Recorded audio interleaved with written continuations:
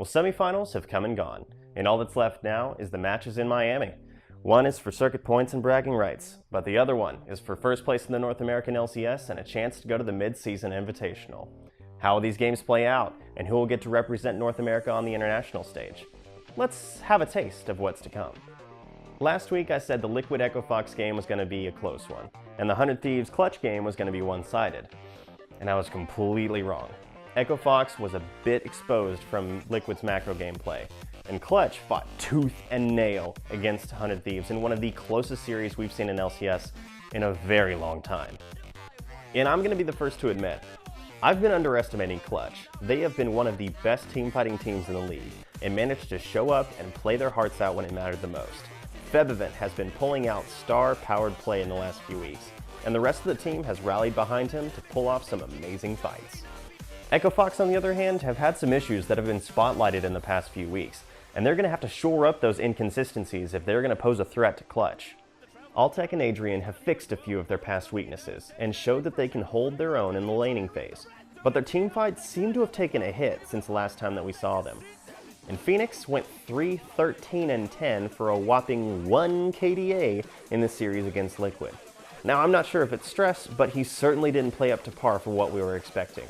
If Fox wants to take home third place, they're going to have to get back to the form we saw from them in the first 6 weeks of the split. And these teams only have 1 week to shore up any consistencies in their play before this critical match. Based on what we saw last weekend, Clutch is definitely favored to win it, and that's why I think they're going to take the series 3-1. Now, before I start talking about the next match, I have some terrible news to share with those of you who haven't heard about it. On Friday night, Doublelift's older brother Ehong assaulted his mother and father with a knife, killing his mother and critically injuring his father. On Monday, Doublelift tweeted, "This weekend I received some terrible news. My older brother attacked both of my parents with a knife.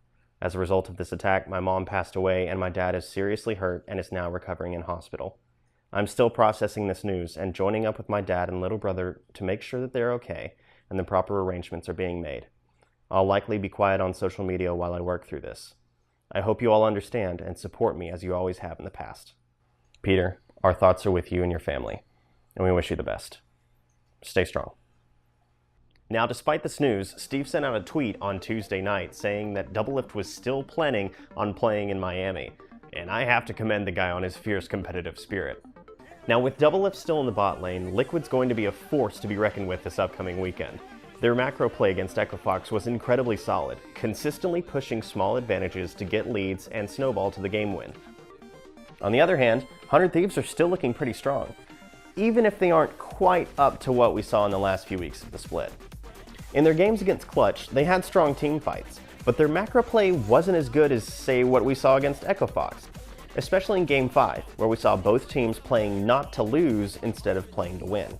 At the end of the game, it was their macro play and minion wave control that ended up netting them the series, but it wasn't quite as clean as we were expecting. Now, with all this in mind, I'm pretty sure it's going to be a really close series.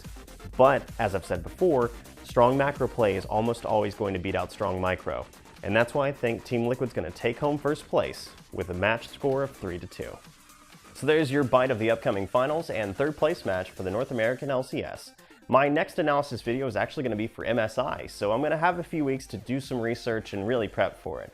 But in the meantime, I'm actually thinking about doing some gameplay videos. I've been really getting into Sea of Thieves lately and Fortnite, but if you have any suggestions, let me know. And as always, thanks for watching.